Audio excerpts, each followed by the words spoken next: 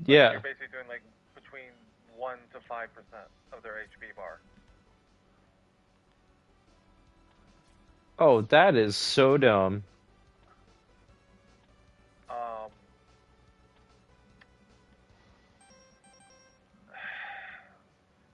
they hide too much shit that they want to be core mechanics that you to delve into. Um, I'll give you the heads up if you get the game. Um, don't bother exploring much because you won't be able to level for a while. Oh, wow. Uh,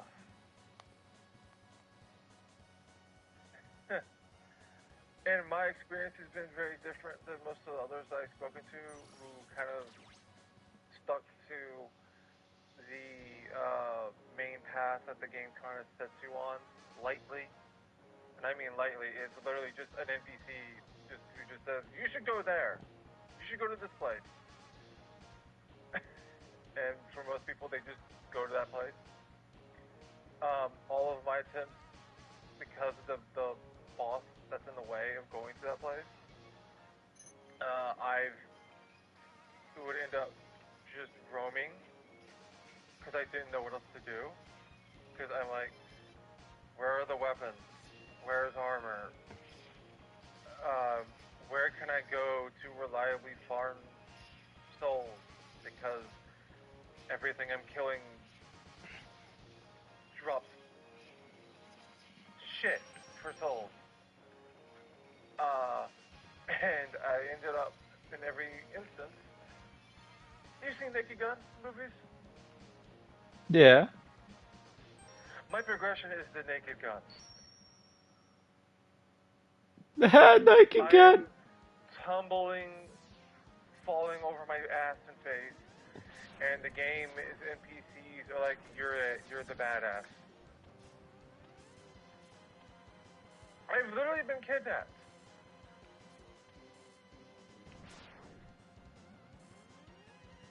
And was warped to some crazy far off zone. What? And I had a core NPC be like, yeah, you're it. You're the one.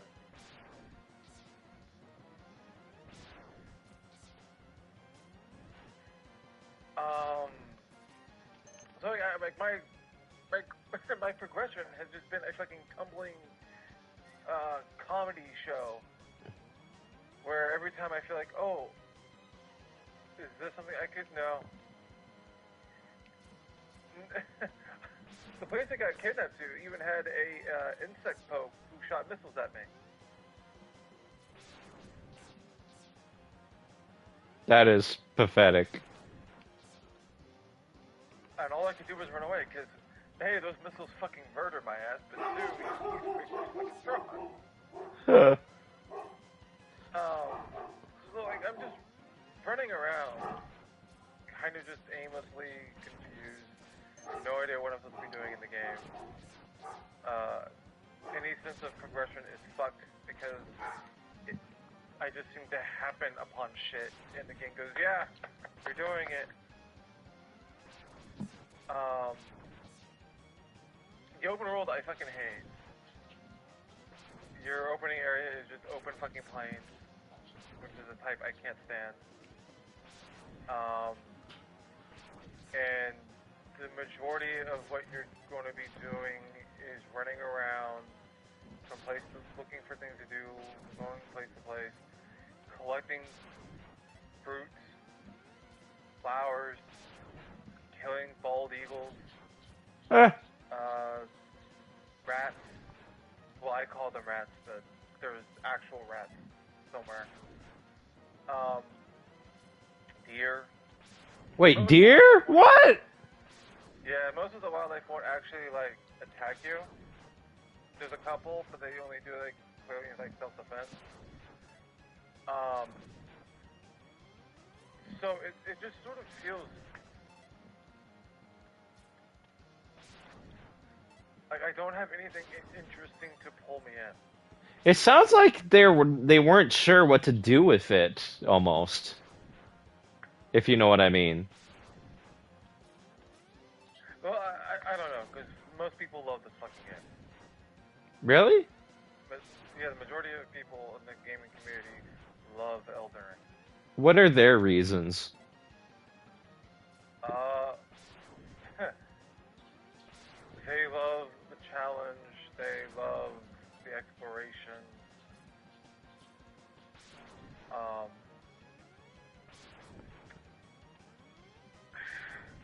it's very much the vibe between where I've been having to come to terms with me and modern gaming people, and that like the things I've grown tired of and I'm done with, others just love. Mm, Like shit, like oh this boss has an attack where he's gonna walk up, winding up that attack. He's gonna keep it poised and ready, so he's right on you, and it's gonna come down. No real indication of right before it comes out. It's just gonna come down, but it's also going to snap auto target you, so you have to hit a button to survive it instead of just maneuvering around. so essentially, no skill whatsoever. Well, it's Twitch. It's all about your Twitch reflex skills, not about your tactics, not about your strategy. There was one optional random boss that I encountered that I looked up. I was like, what are you supposed to do? And the advice was either it was like different tactics for magic. I didn't bother reading the magic and whatnot. But if you were a melee man, it was all right. So you want to take your shield, your 100% block shield, and you're gonna hold that block button until it hits. You know, you're gonna block its attacks, and then you're gonna get your turn to hit him a couple times. And then you're gonna put your block back up, What? and you're gonna repeat that until you win. You can't just dodge roll? He is lightning fast and teleports around. So you can't so you can't dodge roll the whole time like you traditionally can? You would have to perfectly time it. Like there was a way someone mentioned you could, but you have to know the exact attack to do it. Wow. So us dodge rollers have no place in that game whatsoever. Only shield boys. Well, there are attacks that just ignore shield. Like it's again, it's all about twitch reflexing, and I'm sort of just tired of that because the core design mantra of a Souls game, dating back to Demons, is not about your twitch reflexes. It was about your strategy and tactics. Yeah. Dude, So real that's soft. gone, and I'm just sort of like, I hate this. My weapons feel weak.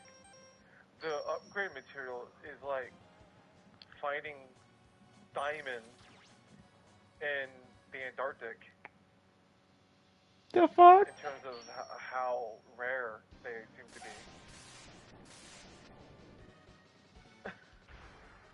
Like, great example. I finally found where Greatsword, the Ultra Greatsword is, which that took people a while to find and put onto a wiki. So, and even then, it was a way the fuck off, where I would have to basically just say, fuck it, YOLO, as past as many enemies in the open world as possible until I found it. Um, and then, but then, so like, all right, the character I was going to have that sword with, or planning to be a strength build, which was my PC guy. Well, I had already said fuck it, and upgraded a um a great sword, not an ultra like not the ultra great sword, but a normal great sword. It was like the only one of the only weapons I've ever seen in the beginning opening area, and it was hidden away. And I never upgraded that, so I'm sort of like, do I just make another character to my preferred weapons that I would like to try? Because for that character, if I go get it, I don't have the goddamn materials to upgrade it now. Ah!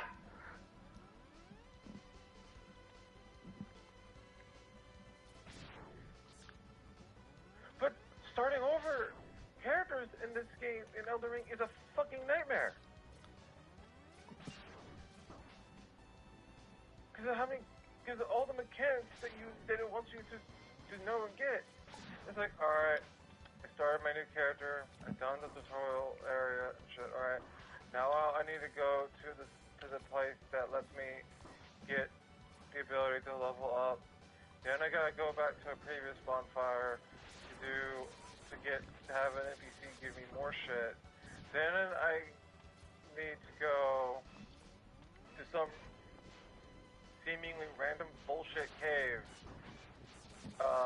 that's pitch black darkness and make my way through that so that I can get another item that's vital to do soft upgrading of armor so that I can then maybe make the run to go get the weapon I want. But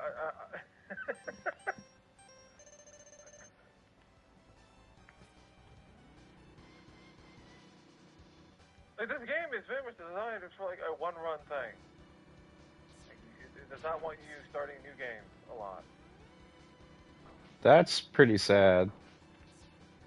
Because it makes you run all the goddamn fucking place constantly. I'm just so tired.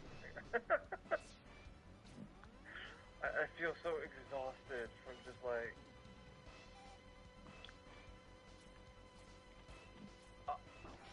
I hate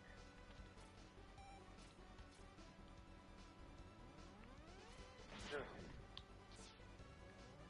every aspect. Like, there was one area, the area I got kidnapped to. I explored it a good bit, and I found it was a mage town where all of the mages have the ability to be invisible to you at a distance. Uh-oh. So they can just shoot you with their spells, and all you will see is their projectiles until you get close to them. Oh, so basically they have Ring of Invisibility from Demon Souls. Yeah, except like that's their default existence. That is bullshit. And because it's such a high level area, it takes me an effort to kill a good chunk of them. So it's like I'm exploring this area like as though I'm playing goddamn Metal Gear. Ah! Which, by the way, there's a stealth mechanic in the game. You can crouch and sneak around.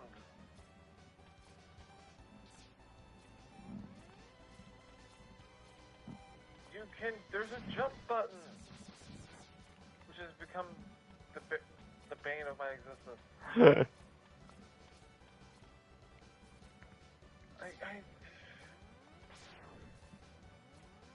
I have a Dex character on the PS5, and on the PC I have a strength man. Yeah, a typical one. And whatever the fuck that means in this game. Where the fuck that means? By the way, that allocation, I don't understand the meaning of. Wait, what? Okay, when you upgrade like Dex or Strength. Yes. No, I won't prefix it. I'll be fair, all my weapons so far have done like D scaling. But like, when you look at like how much damage is it going to go up, it's like 1 digit. You're kidding me. No. So scaling is nothing, essentially. Well, I don't know. I haven't gotten a chance to have a C or above. See how much that actually boosts your damage of it. But it's like, again, my weapons are D on both characters. They're like, or D scaling. Because all your starting weapons are Ds.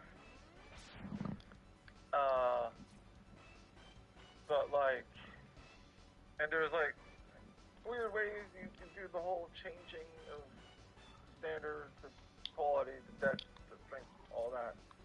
But every time I've ever tried to upgrade Mage Katana or the longsword, or even that one greatsword, I forget its name.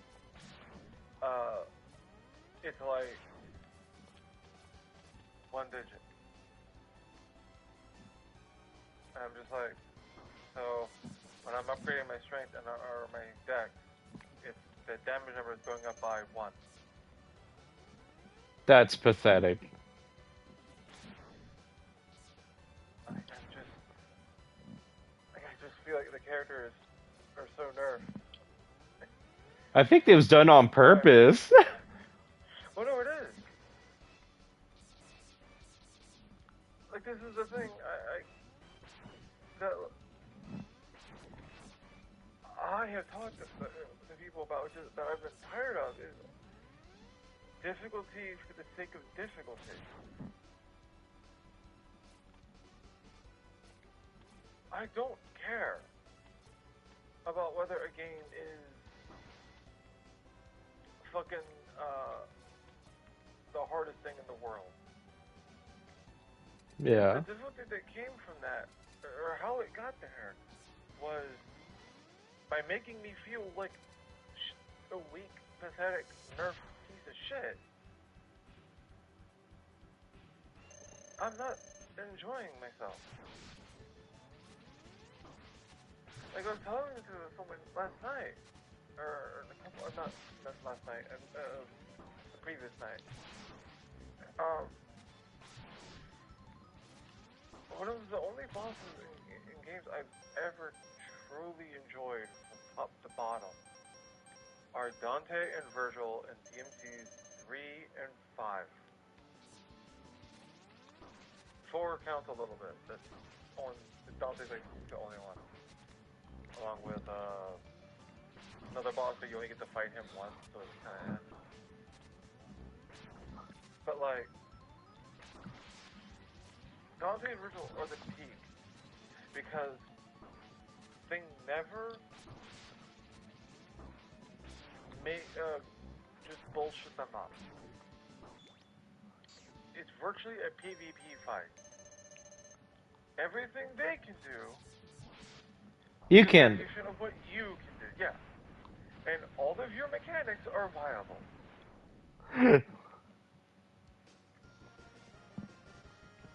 Like I'm not sure if you've ever gotten to see the video or have done it yourself, but in DMC5, when you fight Virgil as Nero,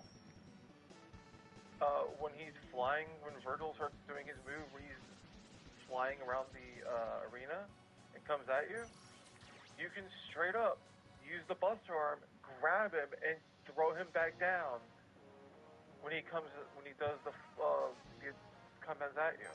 What? Yeah, when he's coming at you, if you time it right, you can grab Virgil out of the air and chuck him back down. That's fucking awesome. Look, that's the kind of shit that they let you do. Like, all your mechanics matter. They all are viable. You may not use it, but it's there. And if you want to experiment or try it out, you can. If you pull it off, you're rewarded. I don't feel that with Souls games anymore. Like, I was telling to that person, like, in Dark Souls 1, one of the mechanics that the game wants you to learn is parrying. Like, you may have noticed it whenever you play Dark Souls 1, the game kind of, with like the Black Knights and everything, that you can parry them to death. Yeah. Can you do that still? So, there's no Black Knights in Elden Ring that I've seen, but you can still parry, yeah. But no, the thing I was mentioning, the thing I was going to get to about that was that this one wants to teach you the parry mechanic, but further you get in the game, the less humans you fight, and more enemies that you start fighting cannot be parried. No matter what timing you try? Yes, you cannot parry any enemy in the Dark Souls game that's not human.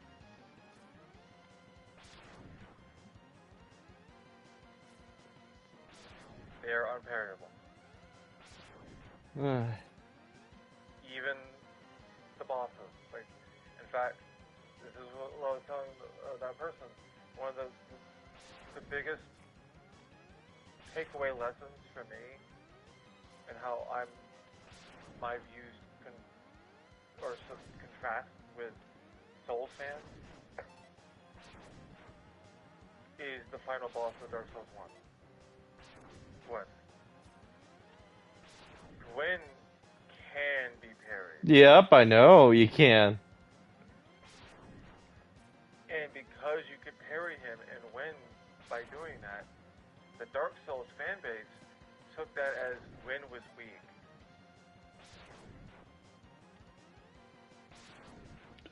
He's not, but okay. And therefore, having bosses like him that you can parry is bad. Whereas I took that as there should have been more.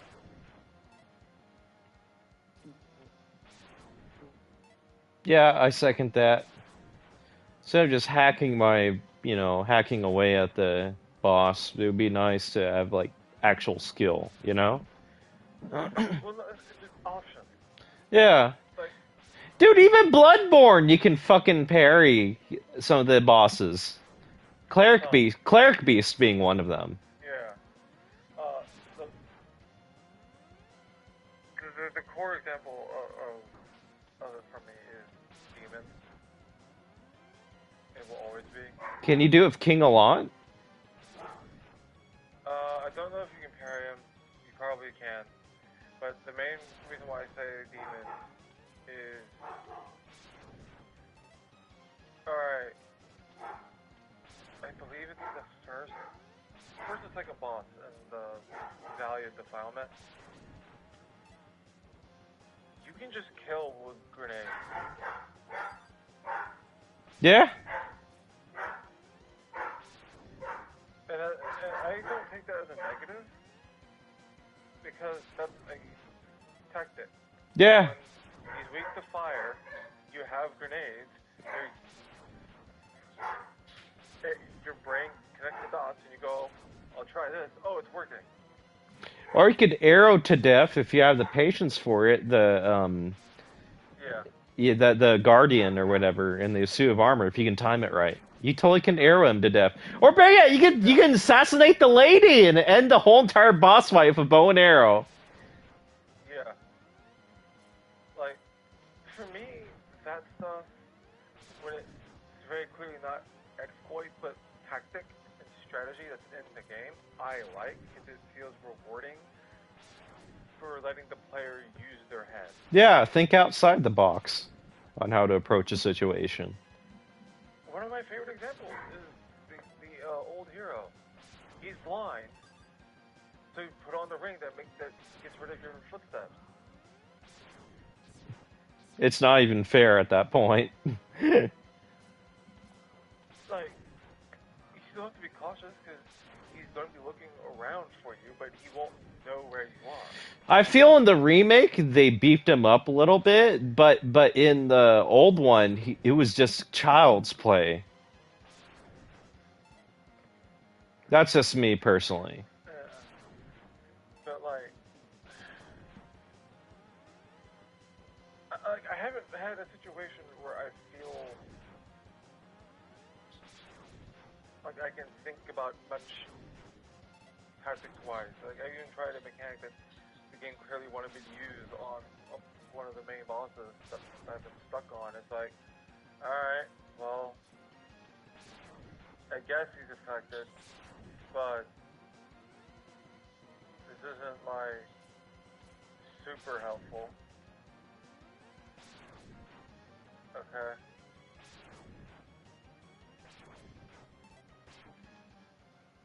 And a part of me wants to just try getting Greatsword and just see what the moveset is and see how much like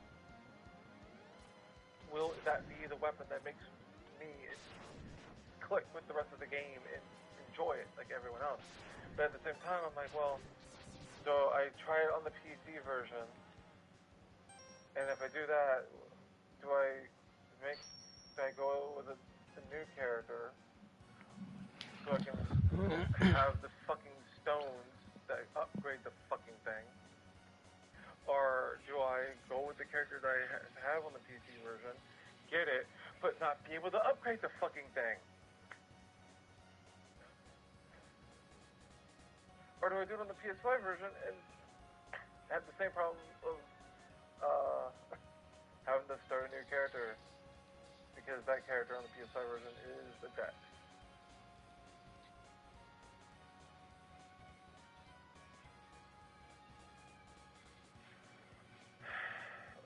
I am just so tired of the game.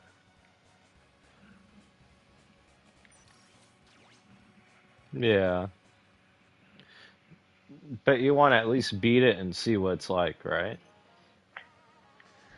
I could care less about beating it. Like, I'll be honest. If it was a game and I don't like it, I could care less about beating it. It's more of I want to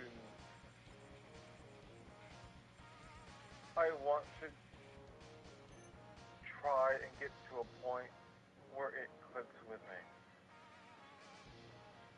I understand.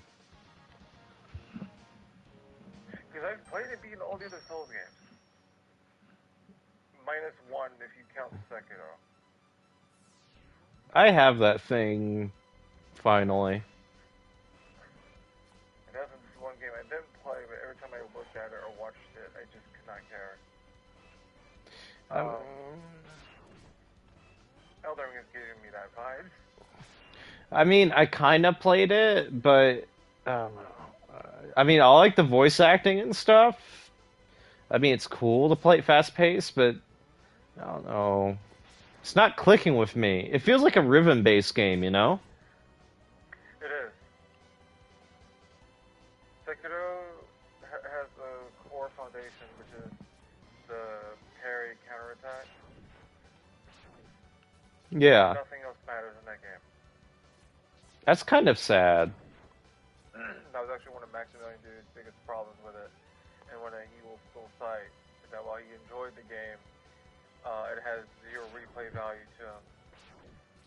And it's even harsher if you're marathoning, like trying to play it, finish it like a normal game. Because none of the other skills or abilities matter other than parry, counter, parry, counter, parry, counter. And once you master that, you can just bully the game's bosses, even the last one, to death. That's fucking pathetic. Because that's the entire game is built around from the ground up. It's parry, counter, parry, counter. Yeah.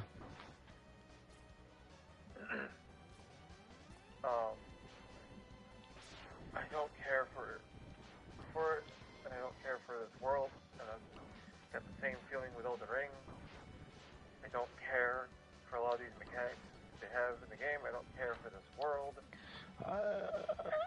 I wonder if they're gonna try to do it to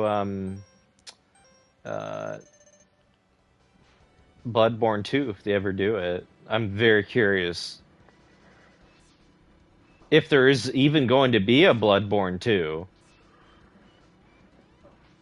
At this point, no, there probably won't. I mean, there's never been a Demons 2. So, at most you might get a remake. I would like to see a Bloodborne remaster. That would be nice with higher frame rate. Yeah. There was a guy that actually modded Bloodborne. Oh, yeah, and it runs at 60. Yeah, I know about that. And it works on the PS5 too. It's meant for the PS5 if memory serves. The patches specifically. This fan created patch. He made it before the PS5 ever came out. Oh shit. It's basically you have to. I I watched a video on how to do it, and I thought about it. But like, you have to basically, uh, you have to jailbreak your PlayStation 4. At that point, it's useless. You can't. You have to jailbreak the PS4, basically break away from PlayStation firmware, which enables you to do other things like having more of a like PC OS, like Linux, Yeah. onto your machine, and a whole bunch of other stuff. Like I watched the person, it was really jank and it didn't work very well. But the point being was that you theoretically could play like Halo Master Chief collections from Steam on your PlayStation 4 The fuck? because you're turning you're basically breaking the OS and firmware that Sony put in and putting in your own like more PC architect, like PC OS. And through that process of breaking free the PlayStation 4, you can get the unofficial patch to Bloodborne and get it to run at 60.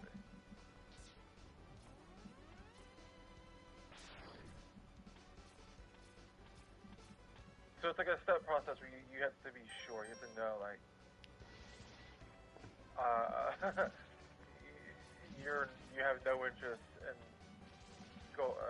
ever potentially going back to that device again, outside of this modded version of it. Oh. Okay. Because once you break free of the Sony OS firmware, that's it. There's no going You're back. No longer, either you're no longer, that device can no longer connect to the PSN network. Yeah, it's no longer going back. That's fucked up. Yeah.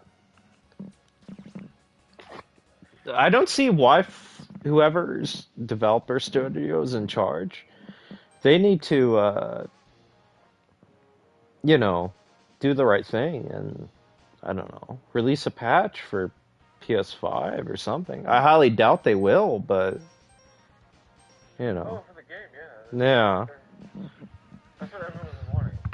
It's either do something to Like a patch. PS5, Yeah.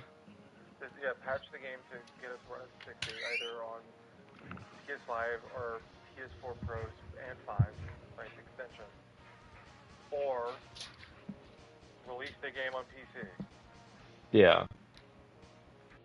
Like that's the two main things that people have been wanting when it comes to Bloodborne.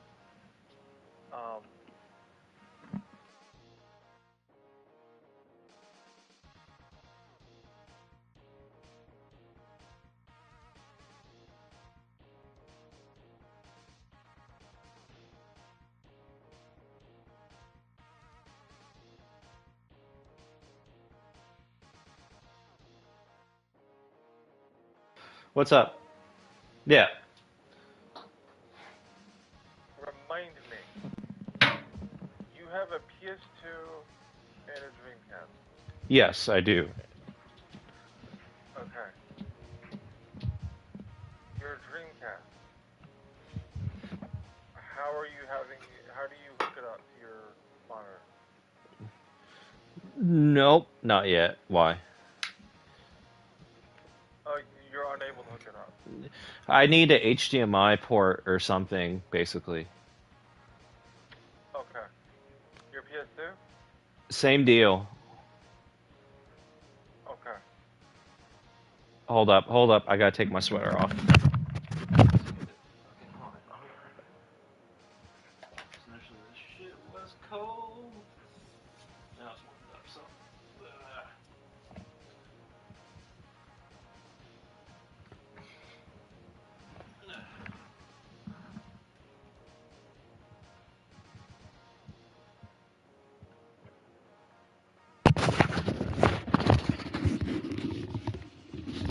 I'm back. So why? What's up? Okay, I was wondering because I have gotten used to. Well, I've been in the process of messing with hardware and I'm finding that I actually kind of enjoy it.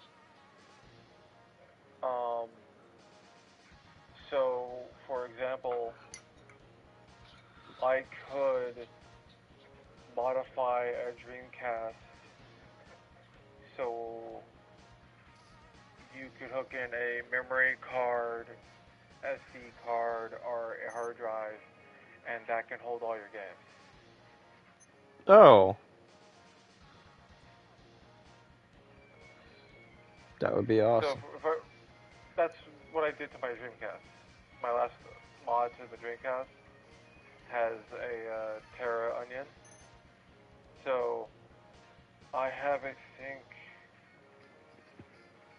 60, maybe 100 games on a 1 terabyte drive that I just connect to the Dreamcast and just can play them. I did a similar. The one thing with the Dreamcast, the if I were to do that for you, the one warning I would have to give to you, because I've been thinking about like for you and other folks I know, as both practice for myself, but also just like doing that and seeing them out as gifts. There's like the one warning to the Dreamcast. Um, if I were to do that, it would definitely have the asterisk that of me going to you going,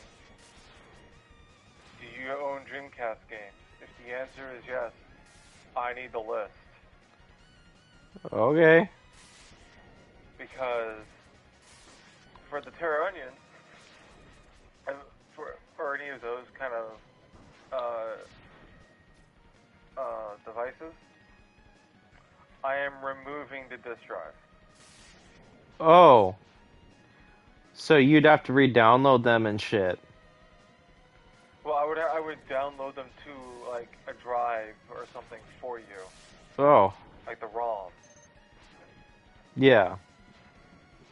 But in return of you having one of this, of having, you know, the modification and the drive or whatever that's going to hold your ROMs, you gain the option to be able to go online and download, say, Japanese only Dreamcast games, some of which have been translated by people.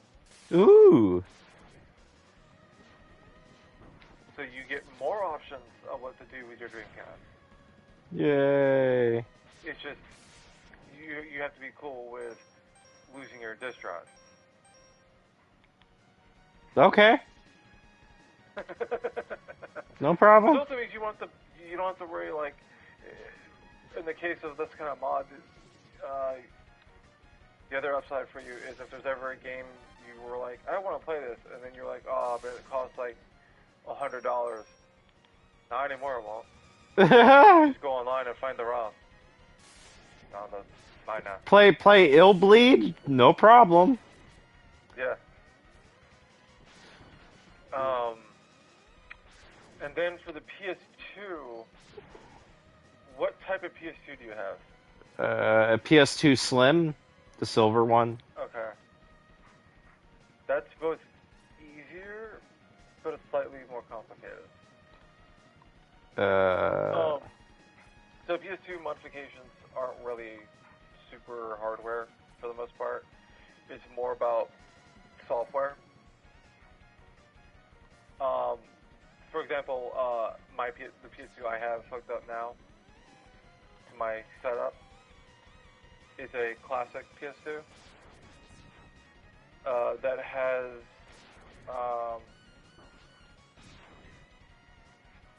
a modified memory card known as Freemic Boot that has software in it, and then I have the network adapter that I literally opened up, I took apart and put in removed the part known as the IDE that was originally meant for like hard drives, like the old school hard like disk drive. Yeah. I removed that and put in a SATA port that I purchased online and connected it to the network adapter. And then I have I think it's like a 500 gigabyte SATA drive hooked in there, and that holds all my PS2 games. Nice. That one I know has like 98 to 100 games. Now, for you with the Slim, there's an alternate tactic that I would do that's easier, but also slightly complicated, in that I would need. You'll notice that if you ever look at your memory cards, if they say Magic Gate, that's actually a different type of memory card than the normal PS2 memory card. Oh. It has more options that can be done to it inside it.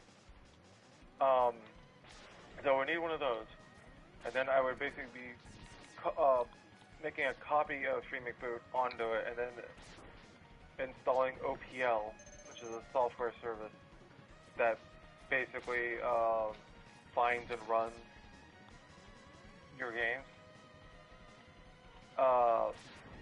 onto that card. Then I would need a special memory type of memory card that doesn't actually save games. It actually holds an SD. It's used like you plug in an SD card, and that would hold your games. And then from that, once the memory card has got FreeMakeBoot and OPL, and you would basically have the SD card with your games, you put that into like memory card 2, FreeMakeBoot, and the memory card 1, and then you would go to OPL on your Slim. You would find your giant list of, PS2 games on your SD card, pick which one you want to play, and just start playing. Shit, that's handy. The only thing I think you have to do on that is remove the FreeMakeBoot card and put in a normal card once you're actually playing the game.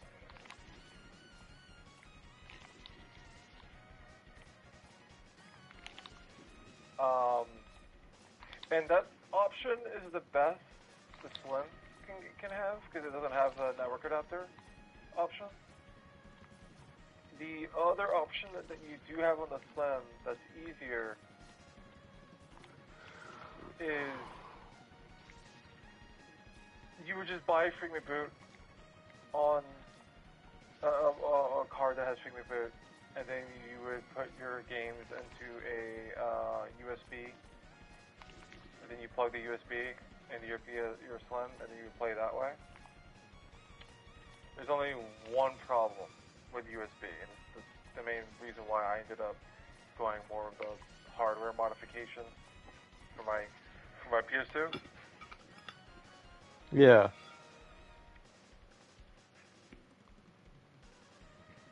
Your gameplay will not have issues.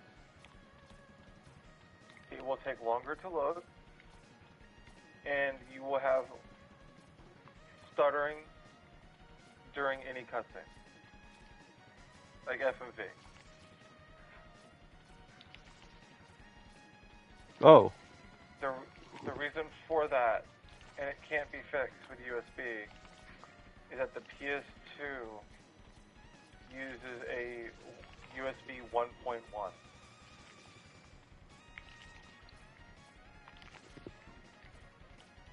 So even if you have a USB 3.0, your device can have the data going fast, but as soon as it hits the PS2, that 1.1 is instantly slowing it down. Oh. Is there a way to get the games to have a good, smooth frame rate? Well, no, the gameplay will have no problem. USB, your gameplay is problem free. But like, say, let's say if you fired up Metal Gear Solid 2, right? It'll take a while for the game to start. You'll get a good like 5+ minute black screen. Damn. It's loading the opening cutscene, and then when the opening cutscene finally starts, it's going to have a ton of stuttering all throughout. Oh. And then you'll get to the main menu, and it'll be fine. You'll start a new game. It'll take a while for it to load. Not as bad as that initial loading, but it'll be a bit. Your cutscene will have stutter, but then your gameplay will be butterly smooth. But any loading will take a bit. Cutscenes, if they're FMV, they're going to have stutter. But the gameplay will be fine. Like if you're playing a fighting game, you wouldn't have too many issues. But the other option, the SD card option for the Slim, it uses the memory card slot, which has faster data transfer, to solve those issues.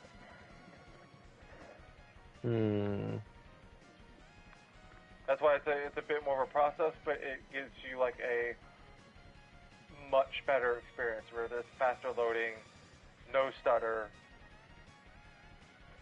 Like, you'd be playing your game as though you were using a disc.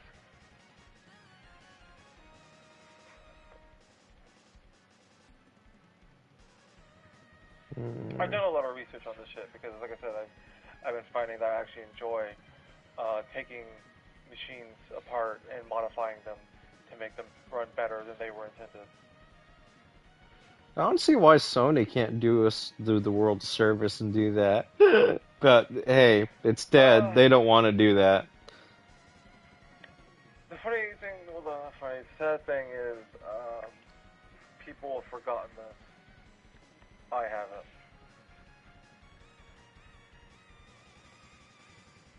Alright, let's say Sony announced your PS5 had backwards compatibility with PS2 games and PS1.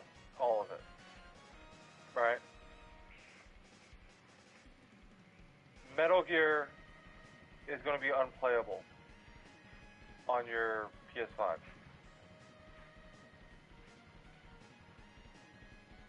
What? So, the Metal Gear Solid games, from the PS1 to the 2 and to the 3, used pressure-sensitive buttons.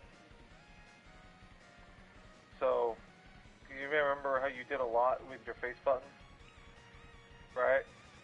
That was because they were using, those buttons were pressure-sensitive. So the harder you press the square button, that would trigger going and pulling out your gun. And then, depending on how fast you let go, would determine if you shot it or if you put it back into its holster. Yeah.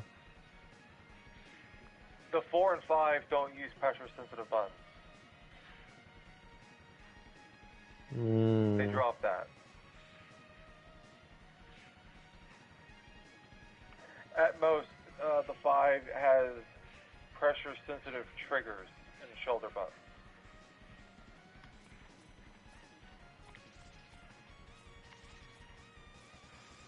But even those are like a different design and style than... No.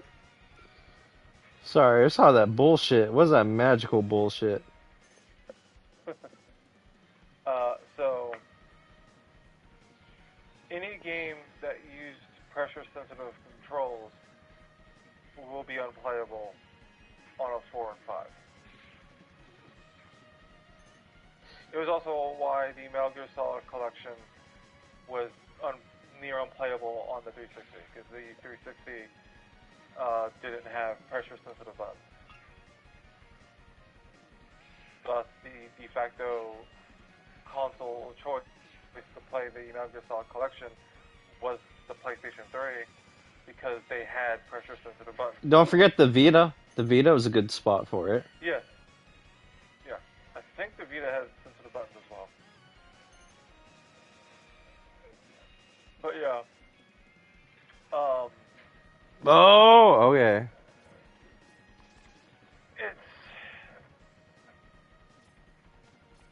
It's interesting shit for me because I love I finding it as I've been saying I love hardware. I love I don't like software as much. I like hardware. I like the physical things that I can see, touch, open up.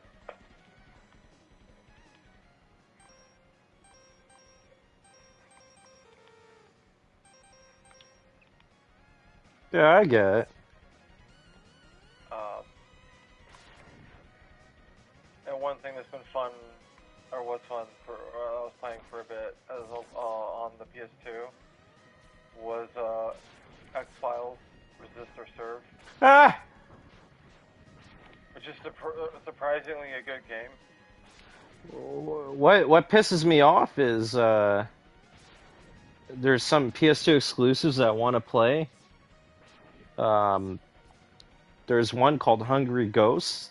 It's a Japan exclusive, but it's an awesome looking game. Hungry Ghost. Yeah, you basically enter the underworld as an immortal. Hold on. Oh, I'm curious. Because there's a...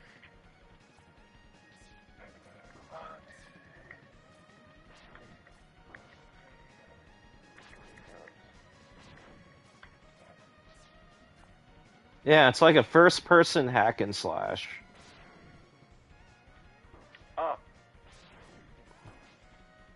Japan only. Yep. Developed by... It doesn't say... It was published by Deep Space.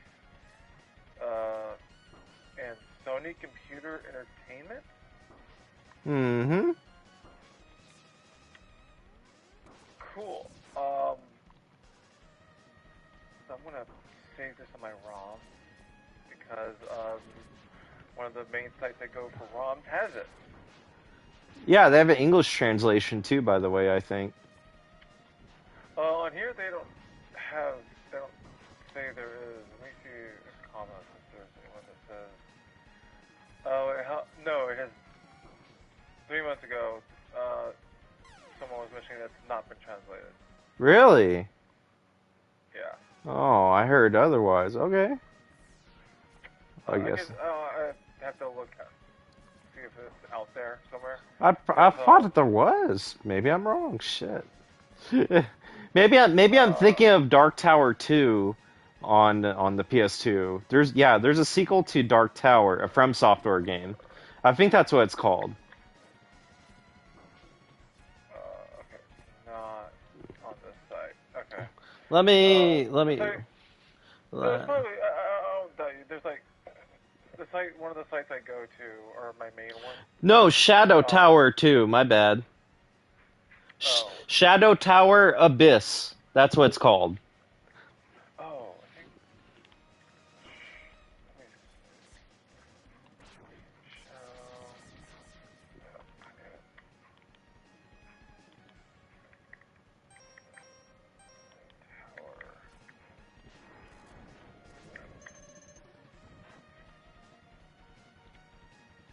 Yeah, I think.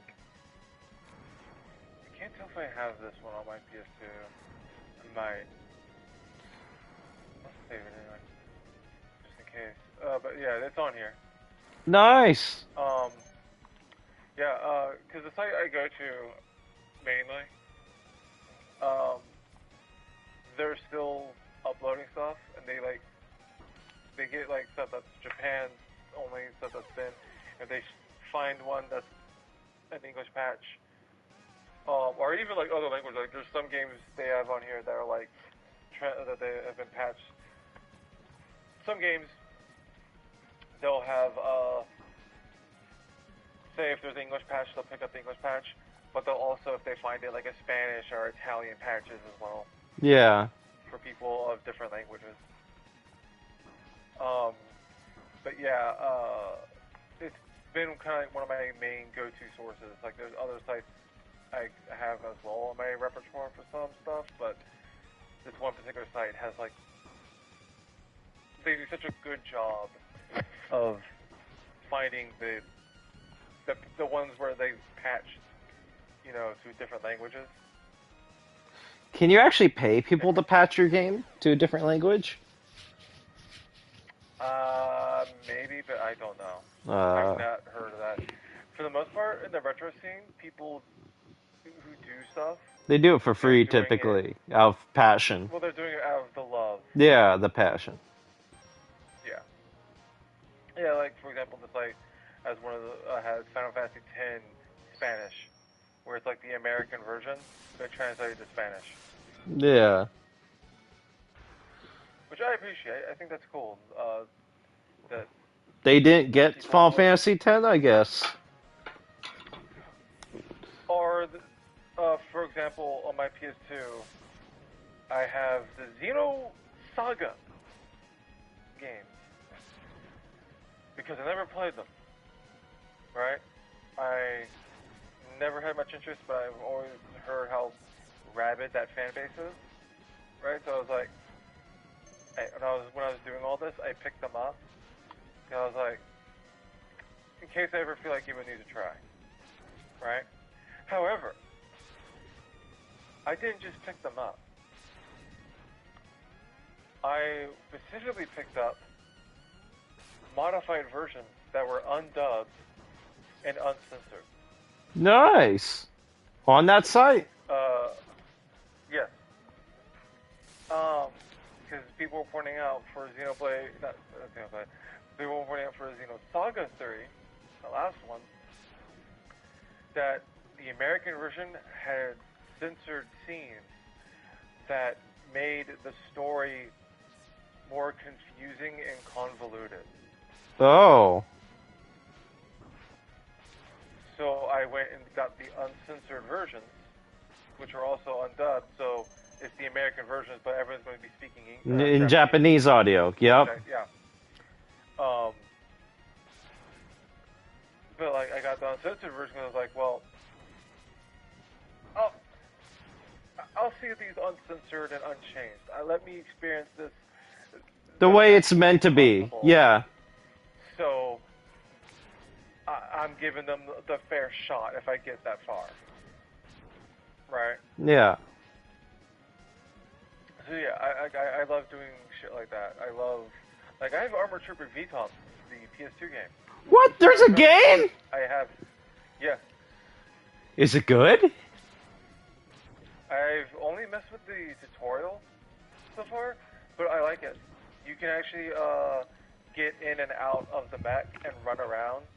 So like if your Armor Trooper, if your AT gets fucked up, because the health bar is separate from your actual health bar, like your person, you can get out and go, keep fighting and potentially get into another AT.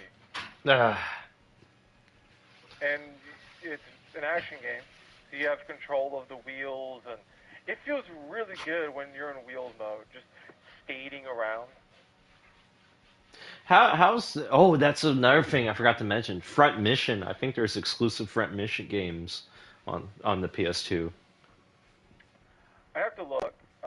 I believe so. Exactly this process.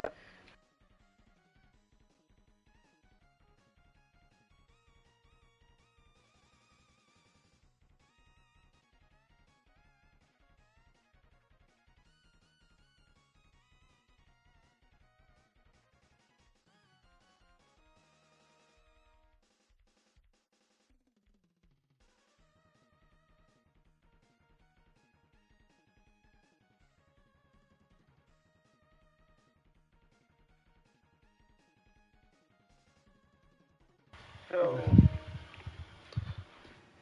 PS1 games, a little wonky, but the one thing I will say, well, the PS2 modifications, Yeah. all of them since they don't involve opening up the hardware of your PS2, you still have a working disk drive. Yeah. So, for example, the reason why I went with the SATA and did the extra work on mine was because I wanted, like, well, not that. It was mainly, I had read that SATA wouldn't use the laser. It wouldn't cause any issues with the laser of the disk drive. So, my PS2 physical collection, as well as my small PS1 collection, can still be used problem-free. Nice. While still having backups and other, like, ROMs for imports or what have you.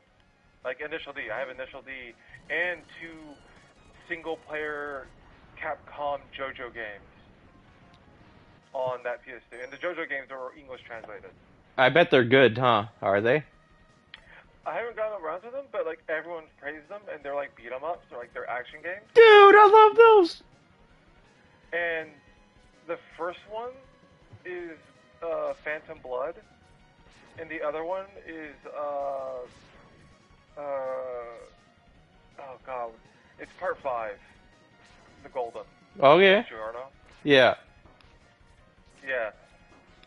That Capcom did those, which I didn't even know that was a thing, really.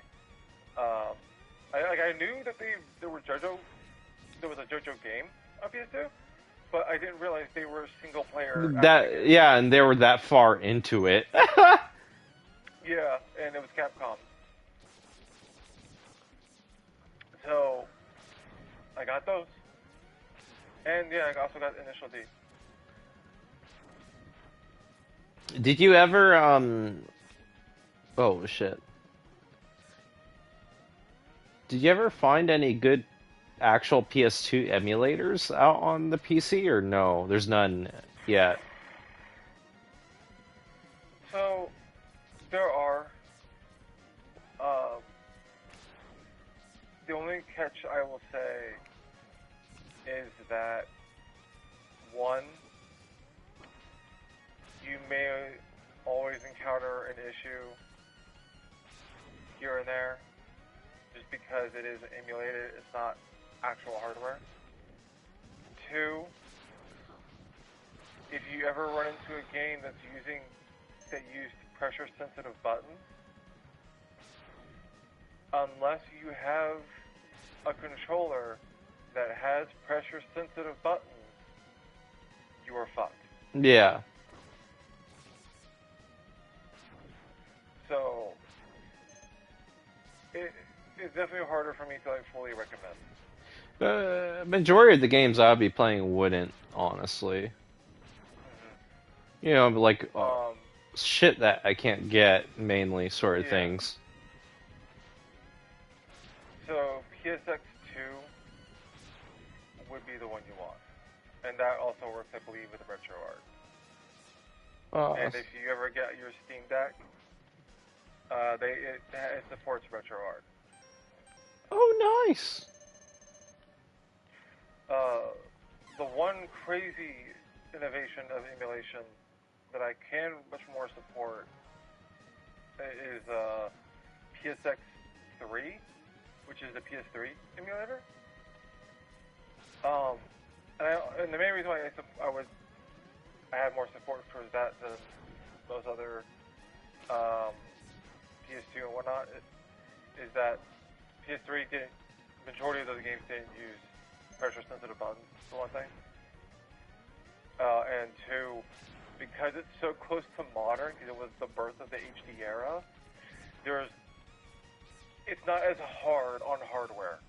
And there's way more crazy things people are able to do with it. Like getting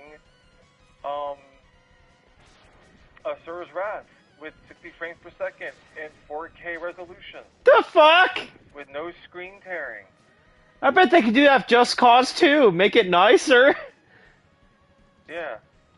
And crazy enough, on PSX3, or RPCS3 or whatever it's called. Um, they're even able to emulate the dashboard, the OS of the PS3, to the point where they can get firmware from Sony unofficially. Ah! So you can actually like get your game and get the patches for the game.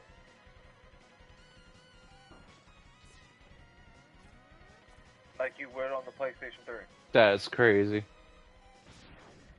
It's wild. It's crazy. And it's like, that's like the one I've seen. I was like, holy shit. That's the craziest shit.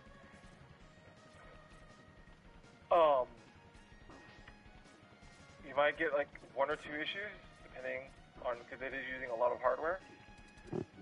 It is emulating, but it's easier for it to emulate because it's closer to what your machines are already using. Yeah. Whereas where older stuff like PS2 and Sega CD and all that kind of stuff, where they have their varying degrees of success. Like Snatcher was great on the emulator I was using, but like even still, it's like, Dude, I want to emulate remember? Saturn. That shit's hard to emulate for me, anyways. Snatcher, you want to emulate the Sega CD version because the Sega CD version is the best version.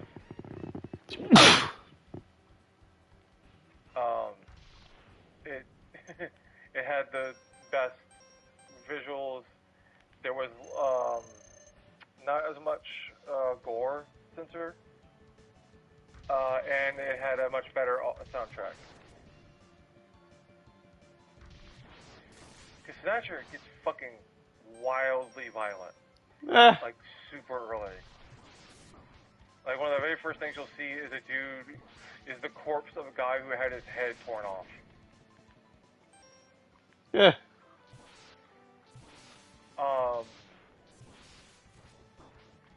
But yeah, once you get your Steam Deck, yeah, your RetroArch will be an option. So you'll have options for. And keep in mind, RetroArch it's not. Think of it more like a hub.